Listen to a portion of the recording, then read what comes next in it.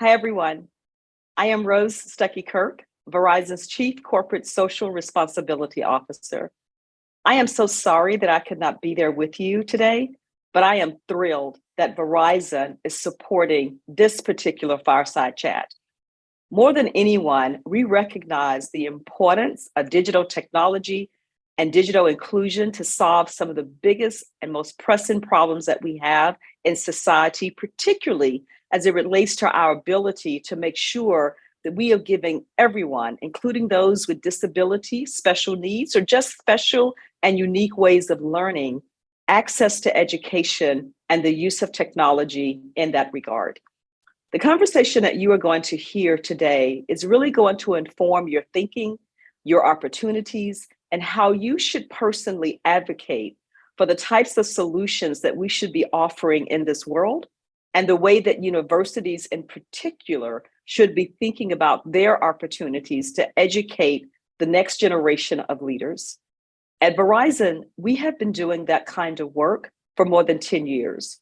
We decided 10 years ago that we would intervene in the education system in this country and really ensure that we were equalizing the playing field, that we were giving students and teachers, IT specialists, technologists, and all individuals inside of schools access to some of the best technology in the world so that we could change the way that teachers teach and students learn. More than 1 million students in, we have seen a tremendous impact on what we can do to make sure that our young people, particularly those who are in underserved schools where they don't get access to the type of technology that is necessary, are actually being able to get the tools that are needed to change the world. So listen in and lean in and enjoy this conversation. And at the end of it, make sure that you are advocating for what is necessary with the next generation of technology to be put to use in the world that we live in. Thank you for your time and your attention. What's up? What's up? Well, first of all, thank you so much for that introduction. Thank you so much for having me. This panel is so amazing. Thank you so much to everybody for putting this on. We are so excited. This is all about connecting the dots, the Culture Shift Labs. This is about connecting the deal makers, tech, and of course, we're bringing in more Hollywood. So I wanted to introduce somebody that is doing some amazing things. She came here from Atlanta and has an incredible story to tell. Ladies and gentlemen, please welcome Dr. Morris to the stage.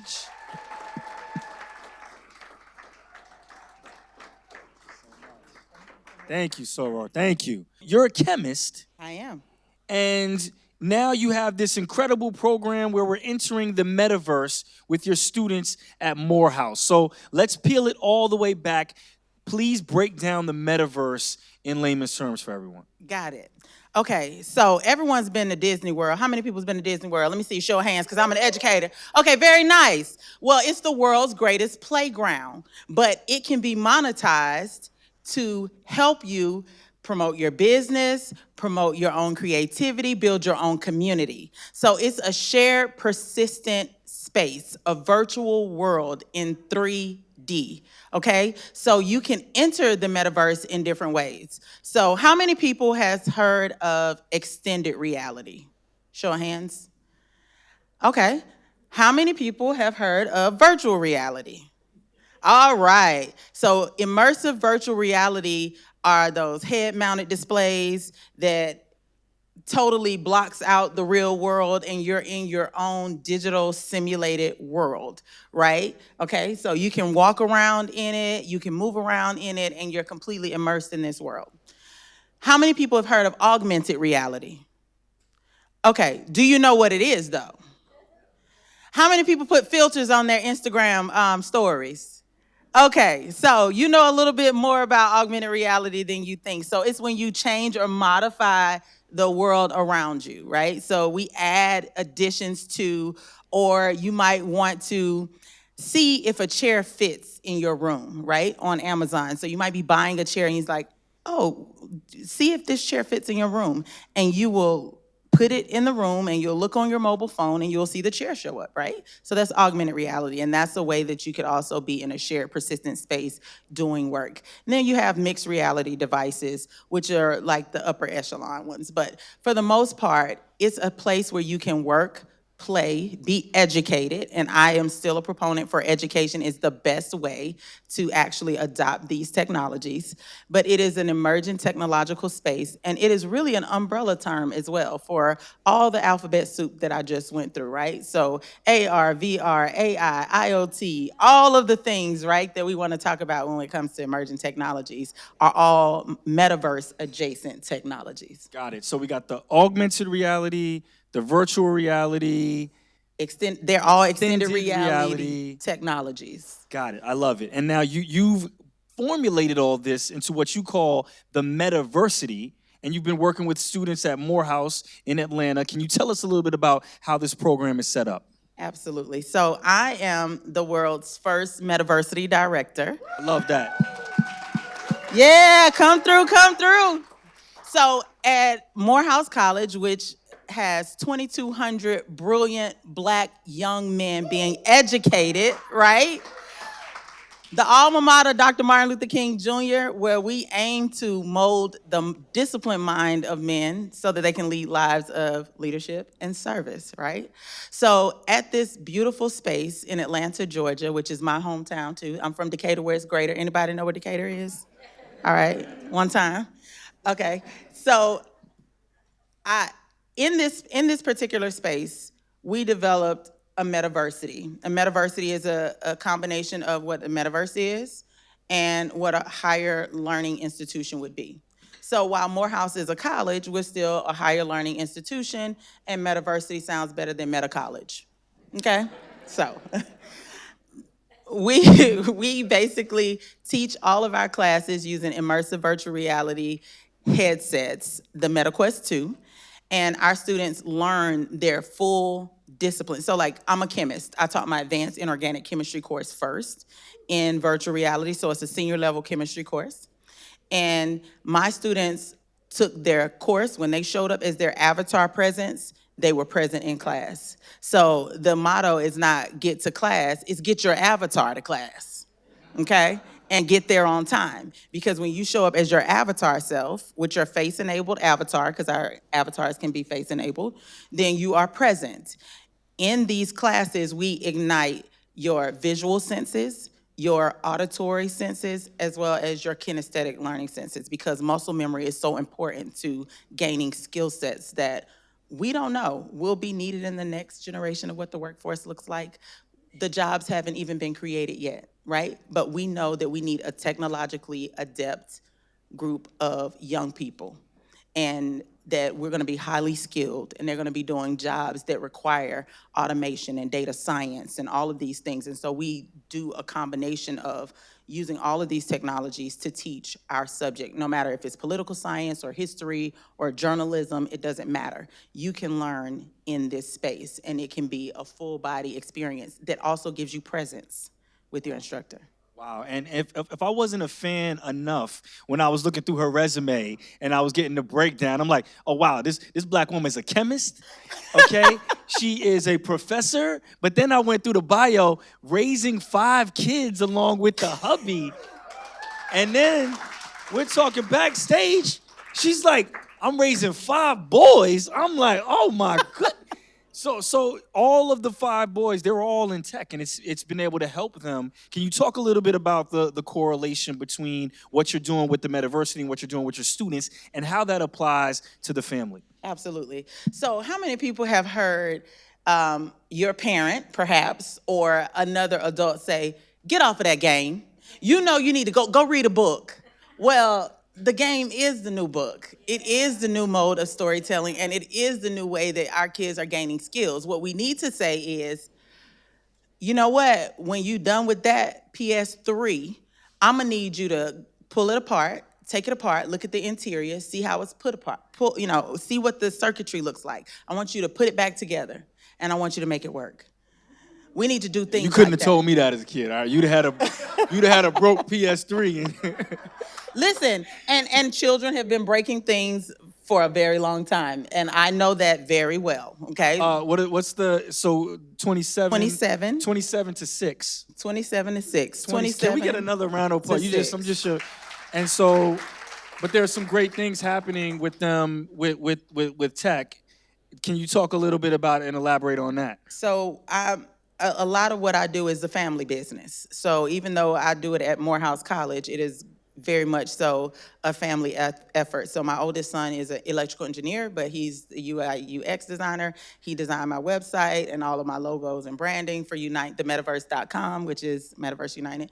The second son is a cybersecurity specialist. We have a digital design company, HY Productions. They do all of our trailers and all of the video for Morehouse in the Metaverse.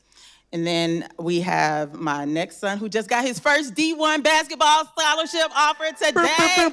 Yeah!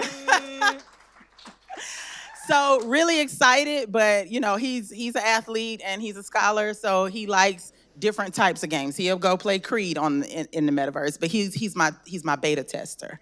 So I get him to do all of the beta testing. Then I have a son that is 15. His name is Seth. We have a book, Seth Can Do All Things. He's an author. He also is on the autism spectrum. And he has moderate support needs, so he's limited verbal, but the book is entitled Seth Can Do All Things. And he's writing a book right now about Seth can teach technology because he's a little technologist. He hacked in my phone for real and like posted to Facebook when he was a little kid. Okay, so then the youngest son is 6, and he tells me all the time that he's a master of the metaverse, okay? And he was a COVID baby, so during all of my calls, he basically was a part of the evolution of watching this come to fruition and being in there late nights on the floor, and he'll put on the VR headset and get in it, and I know that there's a liability issue because 13 plus is supposed to be the age, but listen, the younger they're exposed to it, and he's not in his headset all the time, but when he does, he has him a great time. He tells me, Mommy, take me around the solar system. So the fact that a young child already knows how many miles there are from the sun to the earth, you know, or from the earth to Mars, and he's telling me about all of the planets because he's been there and experienced it, is a magnificent thing. You can't package that level of exposure. So, a lot of my mission is about putting Black men back at the head of their households, about making sure that they're first in industry, making sure that they're known for a lot more than what they're given credit for in this world, right? So I see brilliant young boys all the time that have neurodivergent learning needs, who have challenges that people have labeled as behavior problems, and really what they need is a whole lot of love. And I am grateful to be able to give that. You know, I'm grateful to be able to give them love and to restore joy back into the classroom, because as young children, we're curious and we are so authentically true to who we are and that creative person that we came out and were just birthed to be. And we don't get to choose our circumstances, right? And the metaverse and its technologies are geographically agnostic. So if you are in rural Arkansas, where we are actually piloting a program where we're staffing them with teachers that are certified to be able to plug the gaps so schools won't close, because no one's moving to rural Arkansas, right? But we're trying to make sure that we're filling the gaps and building pipelines so that K-12 also gets to experience this, so you can get a quality education regardless to where you were born. Plugging in those gaps are really important, and it's really important for young Black men to be at the forefront of this so that we can be known for what we really are truly known for doing, which is defining the culture. Defining the culture. Yeah. So my nephew is 14 years old. I think he's going on 15, right? Super cute kid. And, you know, video games is his whole life, right? Yeah. So Aaron, that's my good friend Aaron from Meta. He sent, the first thing you sent me was the first Oculus, right? Are we on the third Oculus, or we're at Oculus 2? Is there another one coming? There's a Pro. There's a Pro. Yeah. So he's saving up to buy the Pro. He wants to get on his own. So when did you give me the first one? That one's 4 years old, right? So I've been watching him on this for the last couple of years. Nice. He's been taking the engineering classes. He loves it. But now I think he has a crush on this girl in school, right? So I asked him, I'm like, so what's the plan? What we doing? And you know, he's like, well, I was gonna have my avatar, and I was like, hold on. you're gonna hit her online and have you. Nah, you got to talk to her. And I realized that now this generation is growing up in a completely different way, and they're because of the pandemic, with the whole metaverse, their social skills are just coming in at a different clip. Yeah, they're maturing differently. How are you able to teach the metaverse, explain the metaverse to them at a young age, watch these young men grow up, but also have them the social skills and the real life skills? Like, what's the balance? How do we balance that as we all try to understand what this is? So what's so funny is when we were growing up, you had to actually call somebody's house and talk to their mom and daddy. Oh yeah. Right? And then ask and hope that the child wasn't in trouble. And, but now our kids have their own cell phones, right? They got their own lines, and their friends text them and all those kind of things. And you can't even lock them. You can't put nothing on. They're smarter on the phones than they'll lock you out of your phone, trying to lock them out of theirs. Trying to program their phones, but that's why it's good to have two parents in tech. So my husband's also in tech, and we have like real stupid parental controls going on. And we will take it. Like, I'm just gonna take it from you. But what I wanna say is the good thing about all of the ways in which our children are now communicating is that they are learning that it is so important to effectively communicate. Even though in their own ways, in their own text language, they're talking, they're still talking, right? And it's our job to really bring that out in them. So part of what my research lab does is we study the building of 21st century skills. So collaboration, communication, creativity, critical thinking skills. When we tell our young people, no, don't play the games, we cut off all of that cycle of them communicating with each other. And trust me, I know what it sounds like at 2 a.m. to be on a game. It sounds a lot like this. If anybody's seen that SpongeBob meme where they're like, let's go! That is the way that they communicate, and they talk to each other real crazy, but they're communicating, they're collaborating together, they're critically thinking through a situation that might be detrimental, and they're gaining decision-making skills. So don't cut off their ability to be leaders in this space, to assert themselves in the way that they know how. Hone that skill and craft it so that they'll understand how to use it to be better collaborators, to be better communicators, to be better creatives, right? And helping them to be producers of content and not just consumers of content. I love it. I love it.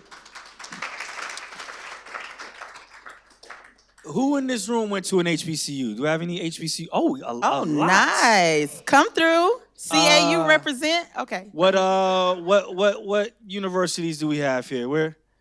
FAMU, Howard University. Okay, come on, Jackson State.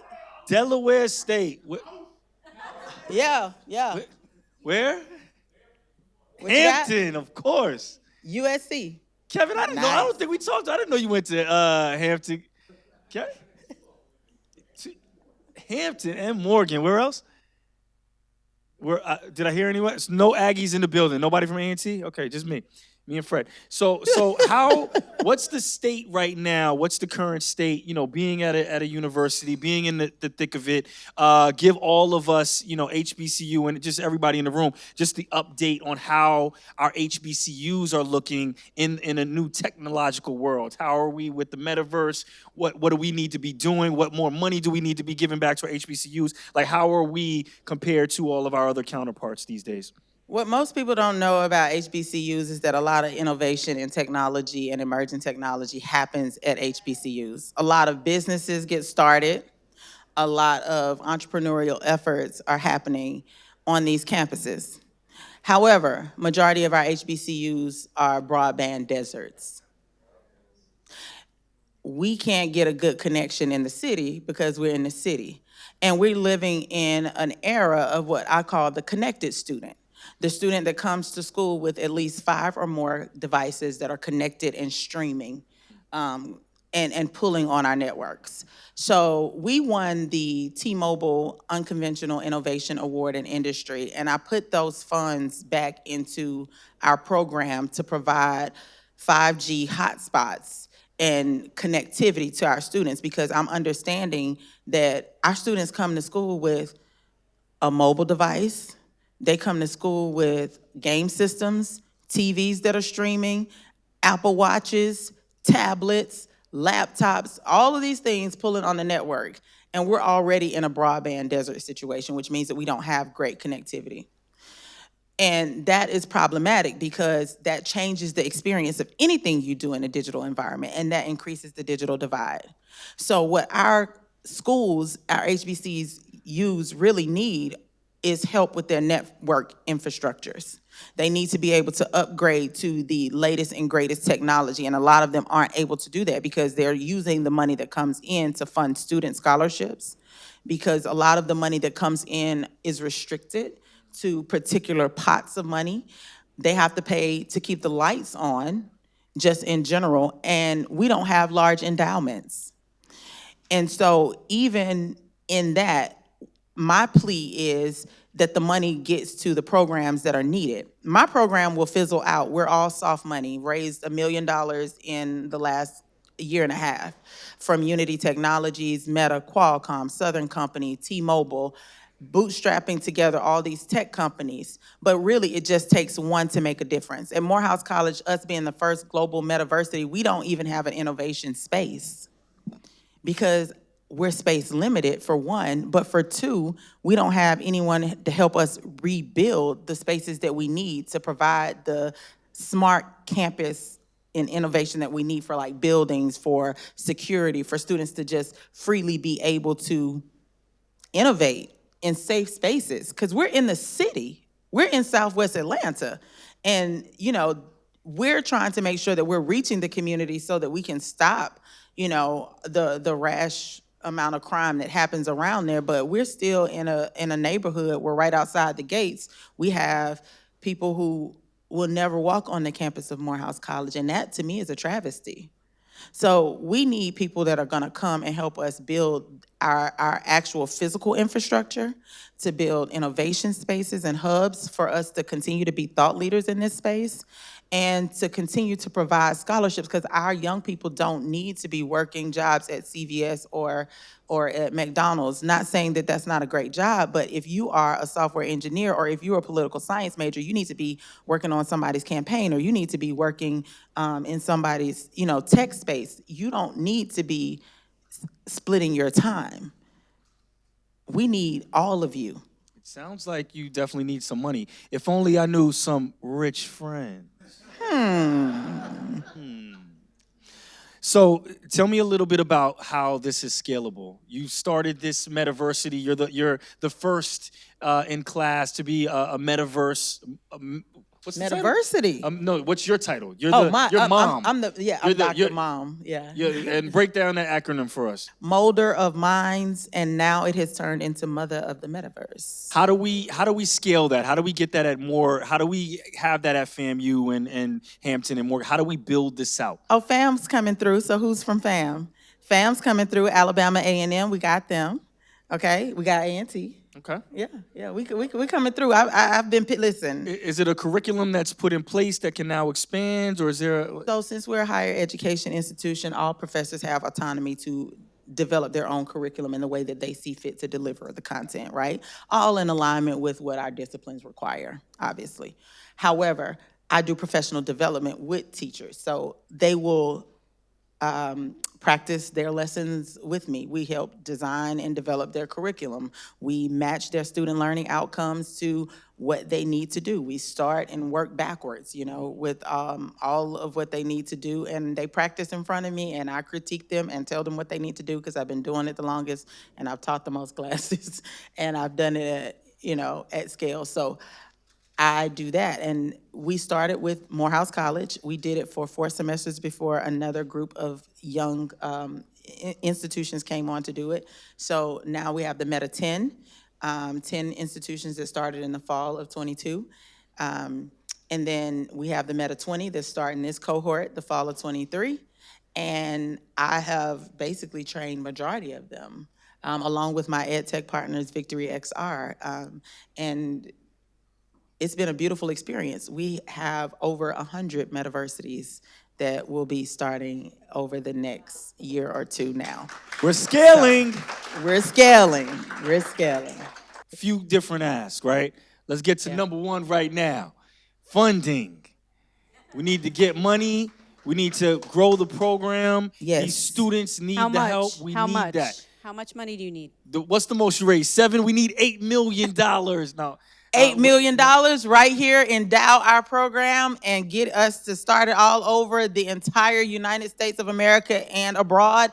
I would love to do it. UN Sustainable Goals, quality education in the Caribbean and Africa. I'm just let you know that On we're working top on of that, please consider for board positions. We talked about the board positions. Yes, if you need a tech expert, a biomolecular chemist, somebody in the tech space, you want someone to give their expertise that is going to give you a totally different opinion than you're used to seeing. I'm your girl. And consulting as well. Absolutely. If you want to find where you belong in the metaverse space, your institution, your organization, your nonprofit, whatever, we have a map for that. So it's your meta aura. I call this entire process opportunistic reality, and your meta aura is your opportunistic reality algorithm, and it is yours, and it is personalized, and I create it for you. All right, and with that said, guys, thank you guys so much. Part of my mission statement. So my career is traditionally Hollywood. I've hosted everything from MTV Awards and BET Awards to the Oscars and Grammys. And part of what I wanted to do with this second phase of my life, I just had my 40th birthday, was to not just interview celebrities and things in the Hollywood industry, but real people that are making a difference, real stories, real unicorn stories like Dr. Morris. So thank you guys so much for having me. Please support this woman on her journey. And I can tell our time is up, so thank you guys so much for your time. Have a great one. Thank you.